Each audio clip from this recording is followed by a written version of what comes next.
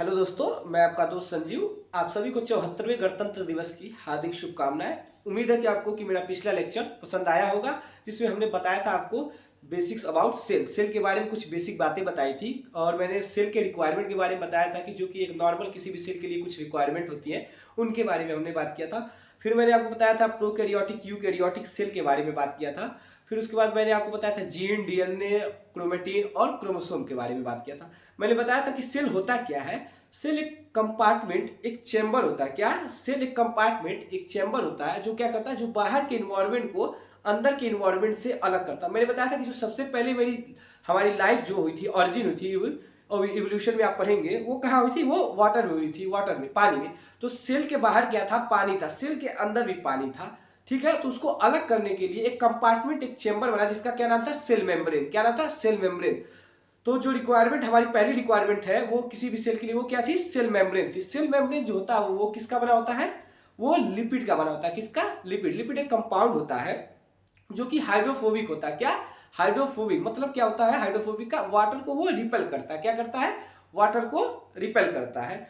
और उसमें एक फॉस्फेट आयन लगा होता है उस लिपिड के ऊपर, जिसकी वजह से उसको हम लोग क्या बोलते हैं, फॉस्फोलिपिड। क्या बोलते हैं, फॉस्फोलिपिड। फिर उसके बाद हमने दूसरे नंबर पे आपको बताया था रिक्वायरमेंट में सेल के, डीएनए। क्या बताया था, डीएनए। डीएनए होता क्या है, किसी भी सेल के अंदर होने वाले जितने भी प्रोसेस होते हैं, कोई भी केमिकल रिएक्शन होता है जो इंजाइम के हेल्प से होता है, जैसे कि मेटाबॉलिक रिएक्शन, जितने भी किसी भी सेल के अंदर होते हैं, उस सारे के सारे इंफॉर्मेशन किसके पास स्टोर होते हैं, डीएनए के पास होते हैं। तो हमने डीएनए के बारे में भी आपको बताया था।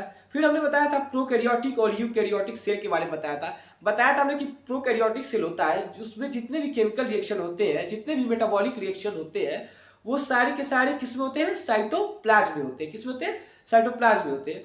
और जो उसका डीएनए होता है, उस डीएनए जो होता है उसका, वो क्या होता है, नेकेड होता है। क्या, नेकेड होता है, और वो भी साइटोप्लाज्म में होता है। और उसके अंदर ऑर्गेनल तो प्रेजेंट होते हैं, लेकिन मेम्ब्रेन बाउंड ऑर्गेनल नहीं प्रेजेंट होते। लेकिन वही हम बात करते हैं अगर यूकैरियोटिक सेल में, तो यूकैरियोटिक सेल में क्या होता है कि जो मेरा डीएनए होता है वो एक वेल डेवलप क्या होता है, मेम्ब्रेन के अंदर, एक ऑर्गेनल के अंदर प्रेजेंट होता है, जिसको हम लोग क्या बोलते हैं, न्यूक्लियस बोलते हैं।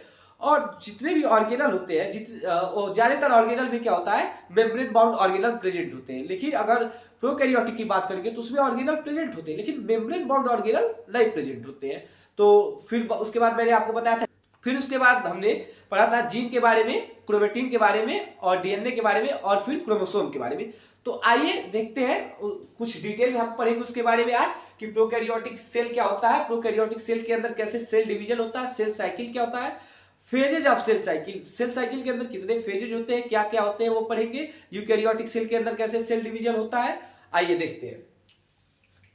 तो सबसे पहले हम लोग स्टार्ट करते हैं। कल मैंने आपको बताया था, ये मान लीजिए क्या है, मान लीजिए ये क्या है, ये हमारा डीएनए है। ठीक, मैंने बताया था डीएनए। ठीक, उसको हम लोगों ने क्या किया, कंडेंस किया। क्या किया, कंडेंस किया इसको और ज्यादा, फिर इसको और ज्यादा कंडेंस किया। क्या किया, और ज्यादा कंडेंस किया।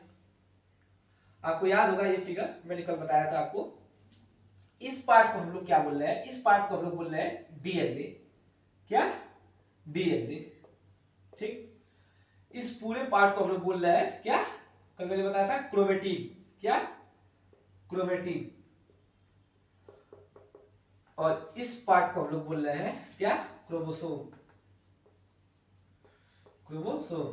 ठीक, होता क्या देखिए, ये डीएनए है, ये क्रोमेटिन है, ये क्रोमोसोम है। क्रोमेटिन क्या होता है, जब डीएनए को हम लोग क्या करते हैं, कंडेंस करते हैं। क्या, जब डीएनए को कंप्रेस करते हैं, कंडेंस करते हैं, तो वो क्या होता है, क्रोमेटिन। लेकिन किसकी हेल्प से करते हैं, मैंने कल बताया था कि यहाँ पे एक प्रोटीन होती है। क्या होती है, एक प्रोटीन होती है, जिसको लोग क्या बोलते हैं, हिस्टोन प्रोटीन। क्या, हिस्टोन प्रोटीन होती है, और सब नॉन हिस्टोन प्रोटीन होती है। उसके ऊपर हम लोग क्या करते हैं, डीएनए को कंडेंस करते हैं, लपेटते हैं। ठीक है, रैप करते हैं। उसके बाद क्रोमेटिन, क्रोमेटिन में क्या होता है देखिए, कंडेंस्ड डीएनए, कंडेंस्ड डीएनए, कुछ आरएनए भी होता है। ठीक, और क्या होता है, और मैंने बताया था कुछ प्रोटीन होती है। प्रोटीन में हिस्टोन प्रोटीन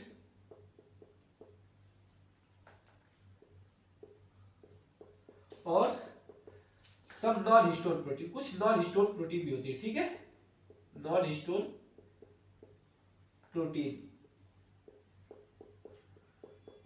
ठीक, ये होता है हमारा क्या, क्रोमेटिन। अब ये देखेंगे क्रोमेटिन में भी आपको दो हिस्सा दिख रहा होगा, क्या, एक लेस कंडेंस दिख रहा है, एक मोर कंडेंस दिख रहा है। क्या, एक लेस कंडेंस आपको दिखेगा और एक मोर कंडेंस दिख रहा है। तो जो लेस कंडेंस है, क्या, जो लेस कंडेंस है, लेस कंडेंस, इसको हम लोग क्या बोलते हैं, इसको हम लोग बोलते हैं यूक्रोमेटिन। क्या, यूक्रोमेटिन, यूक्रोमेटिन।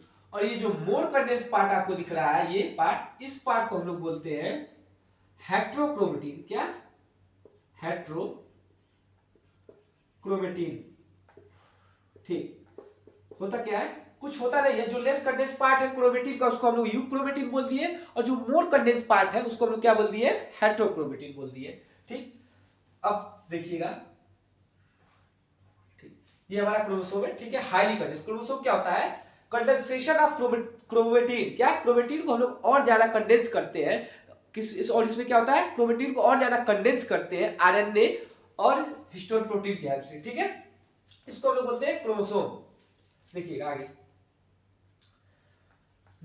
डीएनए से आरएनए बनने के प्रोसेस को हम लोग क्या बोलते हैं, ट्रांसक्रिप्शन। ठीक, एक एग्जांपल लेते हैं ताकि आपको अच्छे से समझाने के लिए, कि मान लीजिए अगर आपको किसी साड़ी के शॉप पे गए, ठीक है, आपको साड़ी लेना। ठीक, अब उस साड़ी वाले के शॉप के पास इतना स्पेस नहीं है कि एक बार में वो पूरी साड़ी को ओपन कर सके। ठीक है, और आपको साड़ी पूरी देखनी है मान लीजिए।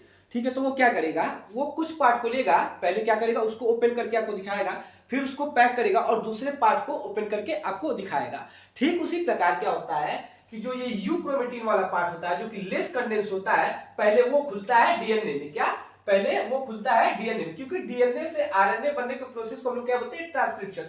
डीएनए खुलना पूरा है, ठीक है, डीएनए पूरा खुलेगा, लेकिन पहले कौन सा पार्ट खुलेगा, पहले जो लेस कंडेंस हमारा पार्ट है वो खुलेगा, लेस कंडेंस। ठीक है, फिर उसके बाद क्या खुलेगा, हमारा हेट्रोक्रोमेटिन। हेट्रोक्रोमेटिन मतलब जो हमारा मोर कंडेंस है। क्या, हेट्रोक्रोमेटिन मतलब मोर कंडेंस। ठीक, मोर कंडेंस जो पार्ट है वो खुलेगा उसके बाद। ठीक, अब देखते हैं आगे हम लोग, मोस्टली हमारे सेल में जो डीएनए देखते हैं हम लोग, वो किस फॉर्म में देखते हैं, वो क्रोमेटिन के फॉर्म में देखते हैं। क्रोमेटिन के फॉर्म में क्यों देखते हैं, हमने कल आपको पिछले वीडियो में मैंने बताया था कल, कि जो क्रोमेटिन होता है वो कंडेंस फॉर्म होता है, किसका, डीएनए का कंडेंस फॉर्म। जो डीएनए की साइज होती है इन कंपेरिजन टू न्यूक्लियस, अगर आप न्यूक्लियस से उसको कंपेयर करेंगे डीएनए की साइज को, तो न्यूक्लियस की साइज जो होती है बहुत ही छोटी होती है, 10⁻⁻⁶ मीटर। ठीक है, और जो डीएनए होता है वो 2 मीटर, अप्रॉक्स 2 मीटर का होता है, तो उसको उसमें रखना बहुत ही डिफिकल्ट है। इस वजह से हम लोग क्या करते हैं कि उसको क्रोमेटिन के फॉर्म में कंडेंस करके तब रखते हैं। तभी दिखता है जब हमारा सेल क्या होता है, डिवाइड होता है। जब हमारा सेल डिवाइड होगा तब हमको क्या दिखता है, क्रोमोसोम दिखता है। और मोस्टली किस फॉर्म में हमको, अब हम अपना डीएनए देखते हैं, किसी भी सेल के अंदर डीएनए क्रोमेटिन के फॉर्म में नजर आता है। किसके फॉर्म में, क्रोमेटिन के फॉर्म में नजर आता है। ठीक, अब चलते हैं आगे। आगे हम लोग बात करेंगे प्रोकैरियोटिक सेल के बारे में, कि प्रोकैरियोटिक सेल के अंदर कैसे डिवीजन होता है। आइए देखते हैं।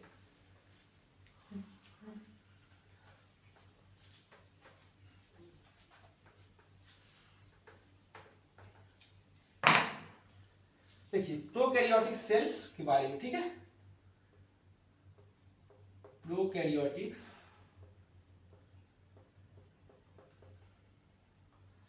Cell division. प्रोकैरियोटिक, मान लीजिए ये कोई आपका सेल प्रोकैरियोटिक है, ये प्रोकैरियोटिक सेल क्या है, प्रोकैरियोटिक सेल। ठीक, ये प्रोकैरियोटिक सेल है। प्रोकैरियोटिक सेल जो होता है उसके अंदर जो डीएनए कंडेंस होता है उसको हम लोग क्रोमेटिन नहीं बोलते हैं, उसको हम लोग क्या बोलते हैं, उसको हम लोग बोलते हैं न्यूक्लियाइड। क्या, मान लीजिए ये प्रोकैरियोटिक सेल है, इसके अंदर जो हमारा डीएनए है, क्या, उसके अंदर जो हमारा डीएनए है, ठीक है, इसके अंदर डीएनए, इसको हम लोग कंडेंस करते हैं। ठीक है, कंडेंस करते हैं, लेकिन इसको हम लोग क्रोमेटिन नहीं बोलते। क्या, इसको हम लोग क्रोमेटिन नहीं बोलते, इसको हम लोग क्या बोलते हैं, इसको हम लोग बोलते हैं न्यूक्लियोइड। क्या बोलते हैं, न्यूक्लियोइड। ठीक है, इसको हम लोग बोलते हैं न्यूक्लियोइड। इसको जब हम लोग कंडेंस करते हैं, इसमें भी कुछ प्रोटीन होती है, क्या कुछ प्रोटीन होती है जिसके ऊपर हम लोग इसको रैप करते हैं। ठीक है, लेकिन उस प्रोटीन को हम लोग क्या हिस्टोन प्रोटीन नहीं बोलते, वो सब बेसिक प्रोटीन होते हैं, कुछ बेसिक प्रोटीन होते हैं, सब बेसिक प्रोटीन जिनके ऊपर हम लोग इसको क्या करते हैं, रैप करते हैं। ठीक, तो अगर हम लोग बात करते हैं एग्जाम्पल की प्रोकैरियोटिक सेल के अंदर, तो पहला हो गया मान लीजिए बैक्टीरिया। क्या, बैक्टीरिया। बैक्टीरिया में आपने साइनोबैक्टीरिया के बारे में सुना होगा, साइनोबैक्टीरिया। साइनोबैक्टीरिया जैसे कि एग्जाम्पल, साइनोबैक्टीरिया की एग्जाम्पल हो गया आपका नॉस्टॉक, दूसरा हो गया एनामीना। क्या, एनामीना। ठीक, और फिर हम लोग देख लेते हैं माइकोप्लाज्मा, माइकोप्लाज्मा, फिर लैक्टोबैसिलस,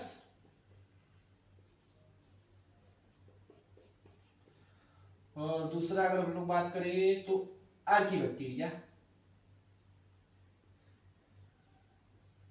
आर्कीबैक्टीरिया। ठीक, ये कुछ एग्जाम्पल है प्रोकैरियोटिक सेल के जिनके अंदर सेल डिवीजन कैसे होता है हम देखते हैं। तो आइए देखते हैं कैसे इनके अंदर सेल डिवीजन होता है।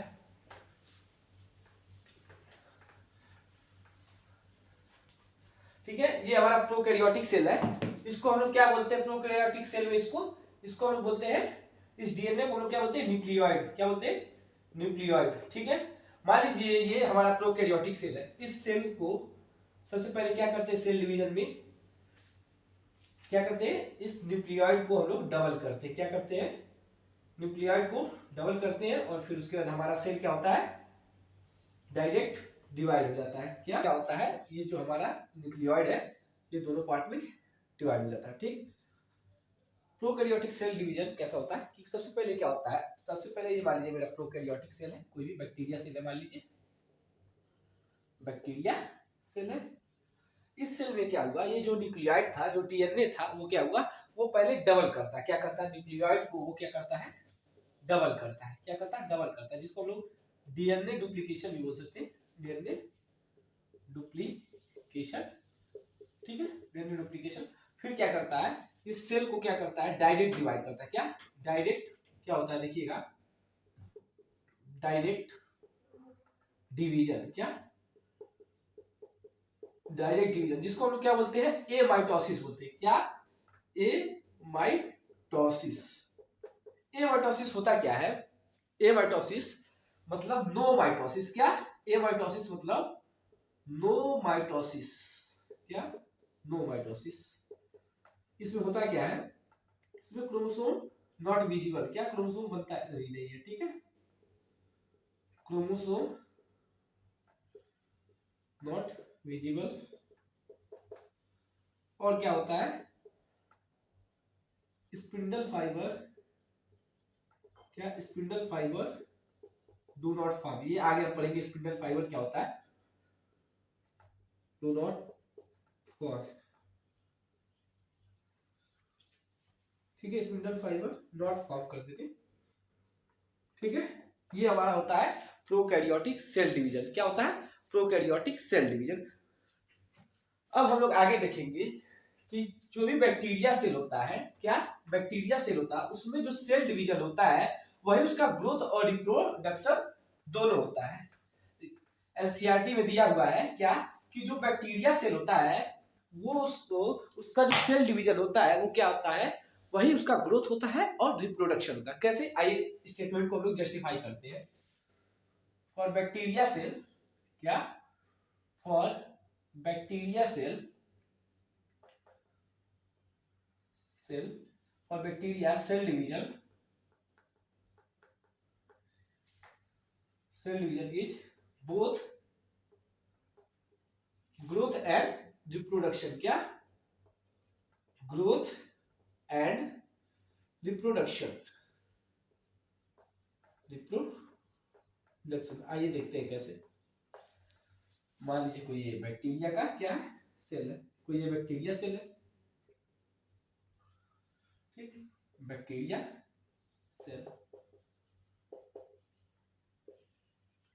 बैक्टीरिया सेल है, इसने क्या किया, सबसे पहले अपने न्यूक्लियोइड को डबल किया, फिर क्या किया, दो डॉटर सेल में क्या किया, दो डॉटर सेल में इसको ट्रांसफर किया और सेल डिवाइड हो गया। ठीक है, तो बोल रहा है कि जो बैक्टीरिया सेल होता है वो क्या होता है, उसके अंदर ग्रोथ और रिप्रोडक्शन दोनों क्या होते हैं, सेल डिवीजन होते हैं। फॉर एग्जाम्पल हम आपको समझाते हैं, जैसे कि मान लीजिए हम लोग मल्टी सेलुलर ऑर्गेनिज्म है, क्या मल्टी सेलुलर, तो हमारे अंदर जब सेल डिवाइड कर रहा है तो क्या हो रही है, हमारी हाइट बढ़ रही है, क्या हाइट बढ़ रही है, मतलब ग्रोथ हो रही है, हमारी ग्रोथ हो रही है। ठीक उसी प्रकार जो बैक्टीरिया है, बैक्टीरिया का जो सेल होता है, इसमें जब सेल डिवीजन होता है, एक से दो सेल बना, तो इसकी ग्रोथ हुई, क्या इसकी ग्रोथ हुई, ग्रोथ होगी तभी क्या होगा, सेल हमारा डिवाइड करेगा। जैसे हमने अपने में बताया कि हमारा सेल डिवाइड हुआ किया तो हमारी हाइट बढ़ी, तो मतलब सेल का ग्रोथ हुआ तभी ना। ठीक उसी प्रकार रिप्रोडक्शन मतलब क्या होता है, देखिएगा, रिप्रोडक्शन मतलब इंक्रीज इन नंबर, क्या इंक्रीज इन नंबर, ठीक है, इंक्रीज इन नंबर। और ग्रोथ के बारे में बताया मैंने, तो सेल डिवीजन ही क्या मैंने बताया कि सेल डिवीजन जो होता है, cell division is responsible for growth, क्या is responsible for growth, cell division है वो किसके लिए रिस्पॉन्सिबल होता है, ग्रोथ के लिए। ठीक, समझ में आया होगा आपको, क्या होगा कि बैक्टीरिया में जो सेल डिवीजन होता है वो ग्रोथ और रिप्रोडक्शन दोनों, कैसे, जैसे मैंने बताया कि हमारे अंदर जो सेल होते हैं वो डिवाइड होते हैं, तो हमारी क्या होती है, हाइट बढ़ती है, हाइट बढ़ती है मतलब हमारी ग्रोथ हो रही है। ठीक उसी प्रकार क्या होता है, जो बैक्टीरिया सेल होता है, जो कि क्या होता है, यूनिसेलुलर, क्या होता है, unicellular.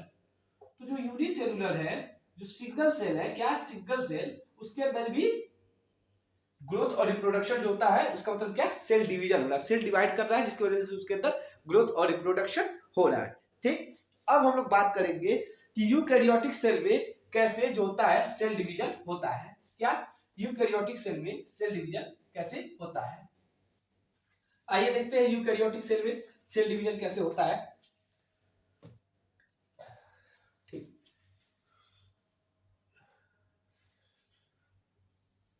Cell division in eukaryotic cell, क्या यूकैरियोटिक सेल, यूकैरियोटिक सेल के अंदर सेल डिवीजन कैसे होता है, आइए देखते हैं। मान लीजिए एक हमारा सेल है, क्या सेल है, कौन सा सेल है, यूकैरियोटिक। यूकैरियोटिक सेल क्या होता है, कल मैंने आपको बताया था कि यूकैरियोटिक सेल क्या होता है। ये यूकैरियोटिक सेल में क्या है, हमारा डीएनए, जिसको हम लोग क्या बोलते हैं, क्रोमेटिन। ये जो होता है, ये जो होता है वो एक मेम्ब्रेन ऑर्गेनल के थ्रू क्या होता है, कवर होता है, क्या होता है, कवर होता है, जिसको हम लोग क्या बोलते हैं, न्यूक्लियस, क्या बोलते हैं, न्यूक्लियस। ठीक, ये हमारा एक ऑर्गेनल है। ठीक, ये देखते हैं, जिसके थ्रू ये हमारा क्या होता है, कवर होता है। ठीक है, ये न्यूक्लियस है, और ये हमारा क्या है, डीएनए, जिसको क्रोमेटिन भी बोल सकते हैं। ठीक, क्रोमेटिन। ठीक, अब देखिएगा क्या होता है, मैंने बताया था कि इसके अंदर कोई भी केमिकल रिएक्शन होता है, कोई भी केमिकल रिएक्शन होता है वो एक चैम्बर में होता है, एक चैम्बर में, जिसको ऑर्गेनल बोलते हैं, क्या ऑर्गेनल बोलते हैं। ठीक, इसमें मेम्ब्रेन बॉन्ड ऑर्गेनल प्रेजेंट होते हैं। मैंने बताया कि यूकैरियोटिक सेल में दोनों तरह के ऑर्गेनल प्रेजेंट होते हैं, मेम्ब्रेन बॉन्ड और नॉन मेम्ब्रेन, जैसे कि ईआर हो गया, गोल्गी बॉडी हो गया, माइटोकॉन्ड्रिया हो गया, राइबोसोम हो गया, ये सब। ठीक, अब क्या होता है कि यूकैरियोटिक सेल में, क्या यूकैरियोटिक सेल में जो डीएनए हमारा होता है वो न्यूक्लियस के अंदर होता है, क्या जो डीएनए होता है वो हमारा किस में होता है, न्यूक्लियस में, किस में होता है, न्यूक्लियस में। वो क्रोमेटिन, क्रोमेटिन क्या होता है, क्रोमेटिन कंडेंस, अब इसमें क्या होता है, क्रोमेटिन जो होता है वो कंडेंस करके क्या बनाता है, क्रोमेटिन जो होता है वो कंडेंस करके हमारा क्या बनाता है, क्रोमोसोम, क्या बनाता है, क्रोमोसोम बनाता है। और प्रोकैरियोट यूकैरियोटिक सेल में क्या होता है, प्रोकैरियोटिक सेल में तो मैंने आपको बताया था कि एमाइटोसिस होता है, तो प्रोकैरियोटिक सेल में क्या होता है, माइटोसिस होता है, क्या होता है, माइटोसिस, जिसमें क्या होता है, स्पिंडल फाइबर बनते हैं, क्या स्पिंडल फाइबर फॉर्म, ठीक है, स्पिंडल फाइबर बनते हैं। जैसे कि मान लीजिए ये आपका क्रोमोसोम है, क्या ये आपका क्रोमोसोम है, ठीक, और ये क्रोमोसोम पे एक जो बीच वाला पार्ट होता है इसको हम लोग क्या बोलते हैं, इसको हम लोग बोलते हैं, जो बीच वाला पार्ट होता है इसको हम लोग बोलते हैं, क्या बोलते हैं, सेंट्रोमियर। क्या बोलते हैं, सेंट्रोमियर। इसको हम लोग बोलते हैं क्रोमेटिड, क्या, क्रोमेटिड। ये भी, ये एक क्रोमेटिड हो गया, ये दूसरा क्रोमेटिड, दोनों को मिला के हम लोग क्या बोलते हैं, दोनों को मिला के, दोनों क्रोमेटिड जो है इसको और इसको दोनों को कंबाइनली मिला के हम लोग क्या बोल देते हैं, हम लोग दोनों को कंबाइनली मिला के बोलते हैं सिस्टर क्रोमेटिड। क्या, सिस्टर मतलब एक जैसे, सिस्टर क्रोमेटिड। इस पे एक स्मॉल डिस्क लाइक शेप होता है, प्रोटीन का बना होता है इस पे, ठीक है, इस पे एक स्मॉल डिस्क लाइक शेप बनता है दोनों तरफ, ठीक है। इसको हम लोग क्या बोलते हैं, इसको हम लोग बोलते हैं काइनेटोकोर। क्या, काइनेटोकोर। ये काइनेटोकोर होता क्या है, पता है, काइनेटोकोर पे स्पिंडल फाइबर जो हमारा होता है वो अटैच होता है और फिर उसको क्या करता है, वो उसको अट्रैक्ट करता है, खींचता है, जिससे हमारा क्या होता है कि जो हमारा क्रोमोसोम होता है वो दो भागों में बट जाता है और फिर सेल हमारा डिवाइड होता है। क्या होता है इसमें, जो हम देख लेते हैं इसमें हमारा जो होता है न्यूक्लियर मेम्ब्रेन जो होता है, न्यूक्लियर मेम्ब्रेन वो डिसअपियर होता है। क्या, डिसअपियर, डिसअपियर, ठीक। न्यूक्लियर मेम्ब्रेन क्या होता है, डिसअपियर होते हैं, ठीक है। फिर बताया स्पिंडल फाइबर उसमें बनते हैं, माइटोसिस होता है और क्रोमेटिन कंडेंस होता है और क्या बनाता है, क्रोमोसोम बनाता है, ठीक। अब आगे देखते हैं, आगे हम देखेंगे इसमें क्या होता है कि कुछ बेसिक बातें हैं कि और जो लिविंग सेल होते हैं, कि ऑल लिविंग ऑर्गेनिज्म, क्या, all living organism start their life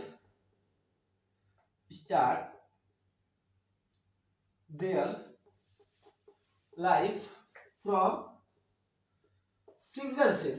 कैसे, सिंगल सेल से, सिंगल सेल।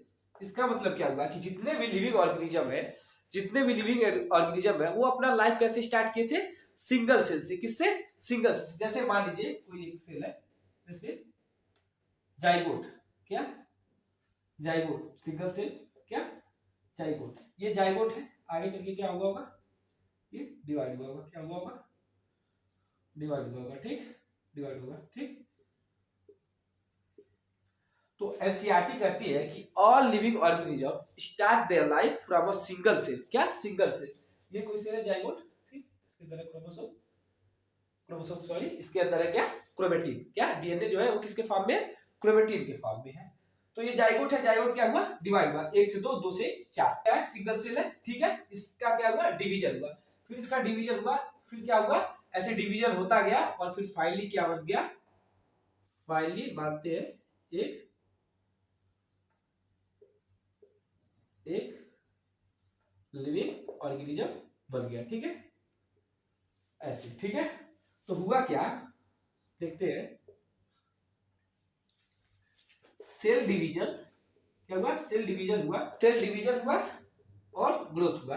क्या हुआ, ग्रोथ, जिसको हम क्या बोलते हैं, रिप्रोडक्शन। क्या, रिप्रोडक्शन। और क्या बन गया, एक कंप्लीट ऑर्गेनिज्म। क्या बन गया, एक कंप्लीट ऑर्गेनिज्म, ठीक, एक कंप्लीट ऑर्गेनिज्म, ठीक। आइए अब देखते हैं हम लोग यूकैरियोटिक सेल के बारे में। बन गया। अब हम लोग बात करते हैं सेल साइकिल के बारे में, अपने चैप्टर की तरफ आगे बढ़ते हैं और हम लोग बात करते हैं सेल साइकिल के बारे में कि सेल साइकिल क्या होता है। आइए देखते हैं सेल साइकिल क्या होता है।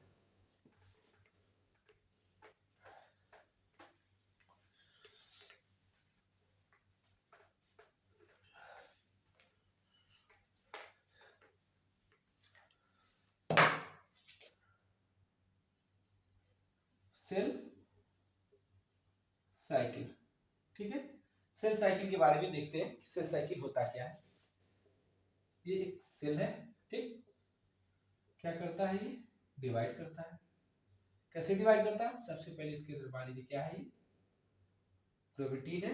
क्या, क्रोमेटिन है। मान लीजिए हम यूकैरियोटिक सेल के बारे में बात कर रहे हैं, इसके अंदर क्या है, क्रोमेटिन है, ठीक है। सबसे पहले क्या करेगा, इसको ये डबल करेगा। क्या करेगा, डबल करेगा, ठीक। अब क्या करेगा, इससे दो डॉटर सेल में इसको, दो डॉटर सेल बनेंगे, दोनों में ये क्या करेगा, इस क्रोमेटिन को डिवाइड कर देगा। क्या डिवाइड कर देगा, तो ये हमारा क्या है, ये हमारा क्रोमेटिन है, क्रोमेटिन है। इसके अंदर मान लीजिए ये मेरा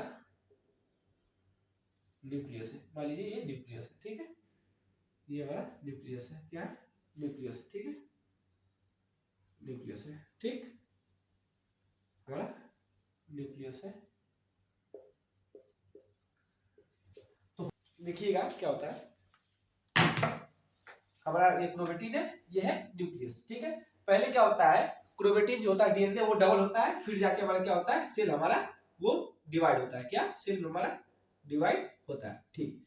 तो सेल साइकिल क्या होता है, सेल साइकिल का डेफिनेशन होगा, it is a sequence of event, it is a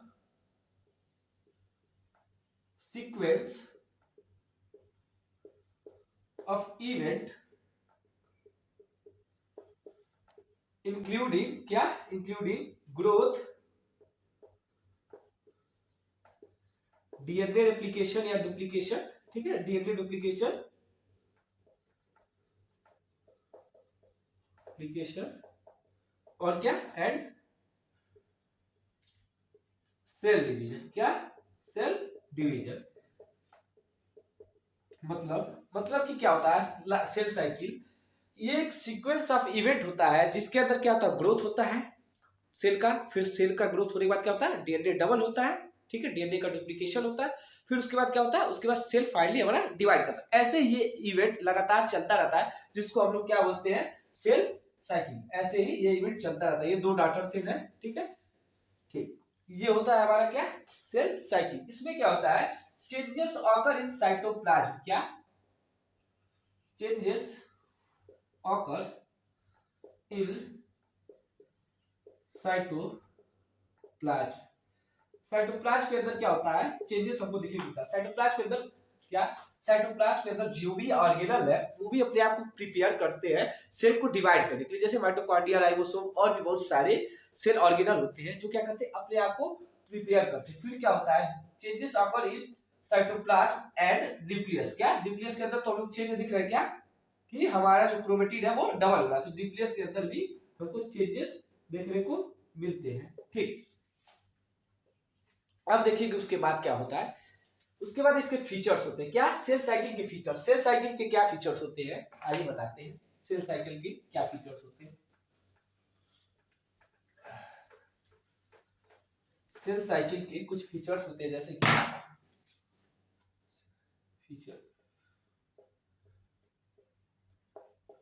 features of cell cycle, ठीक है। सेल साइकिल के क्या फीचर्स है, it is a coordinated event. क्या, it is a coordinated,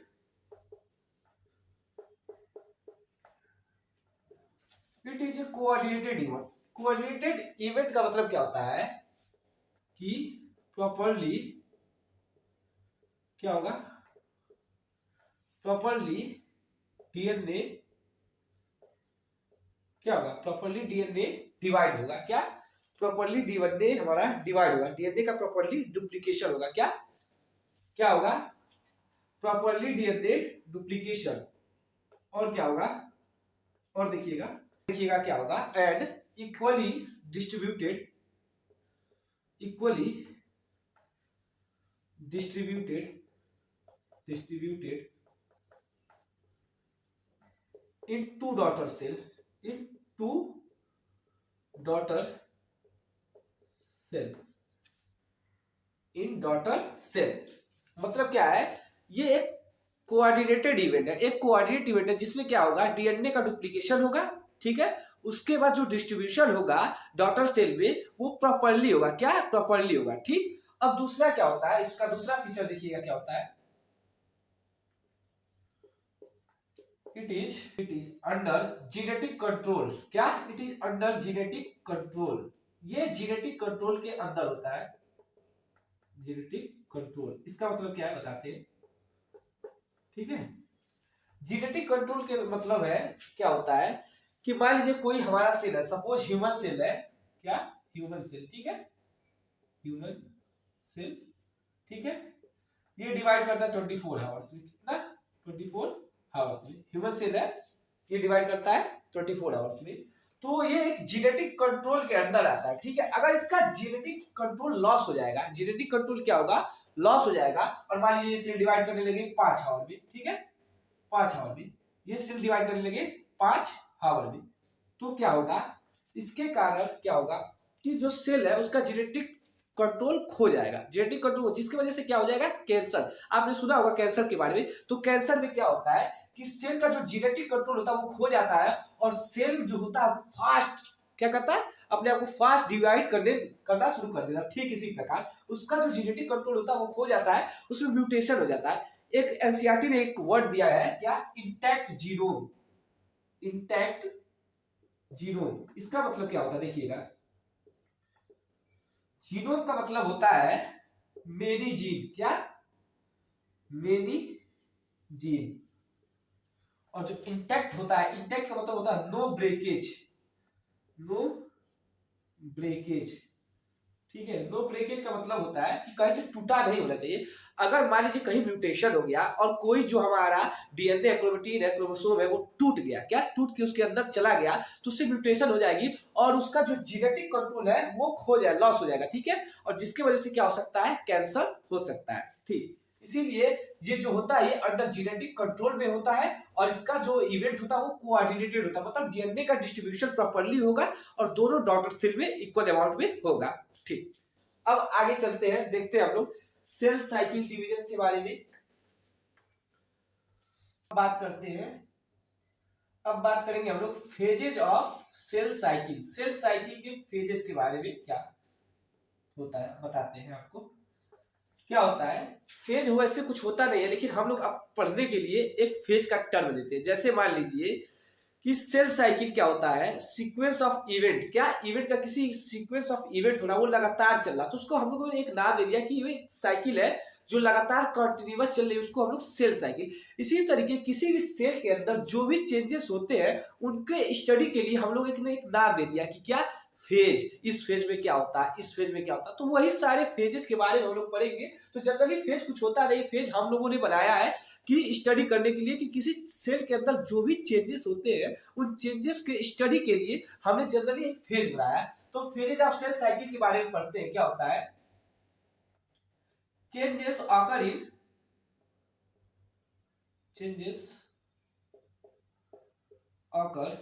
in nucleus and cytoplasm. ठीक है, साइटोप्लाज्म के अंदर बहुत सारे ऐसे चेंजेस होते हैं जो हमको देखने को मिलते हैं। ठीक, अब देखते हैं क्या होता है। जो चेंजेस दिखते हैं हमारे न्यूक्लियस और साइटोप्लाज्म में, किसके? सेल के अंदर। In cell changes occur in nucleus and cytoplasm. तो इन्हीं सेल के चेंजेस को स्टडी के लिए हम लोगों ने क्या बना दिया? फेज। इन्हीं क्या बना दिया? इन्हीं चेंजेस को हम लोगों ने पढ़ने के लिए क्या बना दिया? Changes are given with name of phase. With name of phase मतलब कि जो चेंजेस हमारे सेल के अंदर हुए, क्या? जो भी चेंजेस हमारे सेल के अंदर हुए उन्हीं चेंजेस को हम लोगों ने एक फेज का नाम दे दिया। क्या?